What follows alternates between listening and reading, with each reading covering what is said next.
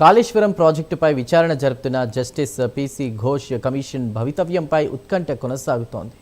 ఈ కమిషన్ ఏర్పాటును సవాల్ చేస్తూ దాఖలైన పిటిషన్లపై తెలంగాణ హైకోర్టు రేపు తీర్పు ఇవ్వనుంది.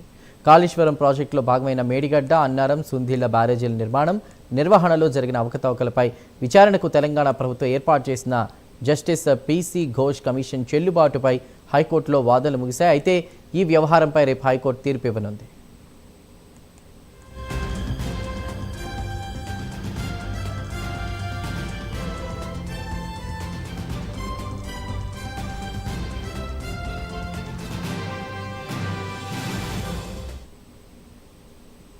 కాళేశ్వరం అవకతవకలపై విచారణ కోసం 2024 మార్చిలో ప్రభుత్వం జీవో నెంబర్ 6ను జారీ చేస్తూ జస్టిస్ పీసీ ఘోష్ కమిషన్ను నియమించింది.